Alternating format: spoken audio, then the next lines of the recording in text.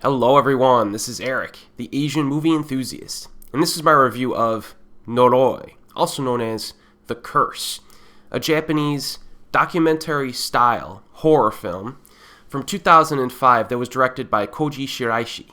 Now, I've talked about this movie multiple times over the years.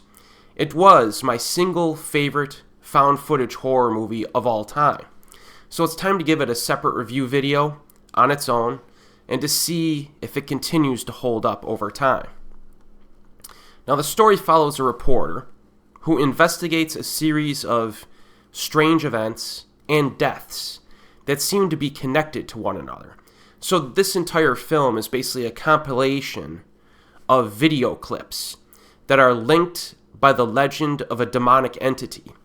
And the premise is that a journalist filmed his own footage by interviewing people associated with the demonic rituals associated with this entity, and then he compiled footage from other sources that link to his research. And this is an extremely effective, intelligent method to scare the crap out of viewers by using the viewer's memory kind of against themselves. So for example, the journalist records the exterior of a house that he's researching, and he sees something strange on the porch. Later in the film, a clip from another character's home video introduces that same strange occurrence, and the viewer's memory kind of links the two incidents together.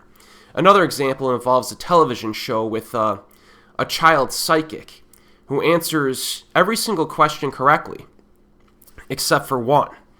In fact, her answer is so wrong then you may wonder what the filmmakers were thinking, but later on, that wrong answer turns out to be linked to an extremely disturbing event.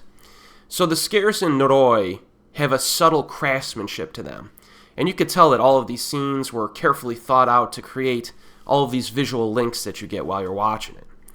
Now, this is considered by many to be Koji Shiraishi's best film, and I would agree with that assessment. And I'm a big fan of this director overall.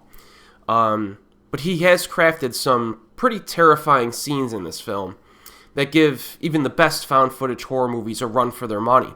You get like weird static interference, mysterious entities in the background, bizarre demonic possessions supplemented with suicides, and an ending that's one of my personal favorites. And be sure to wait for the second ending, as I call it, which begins midway through the end credits. I actually missed the second ending of this movie the first time I saw it because I turned it off as soon as the credits started, so make sure you see it all the way to the end.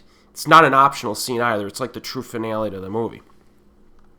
Now, aside from its pure scariness, the other thing that sets this movie apart from a lot of other documentary-style horror films is that there is a huge amount of mythos building involving witchcraft and old legends. And it's executed immediately right from the opening sequence, and it's developed throughout the whole film.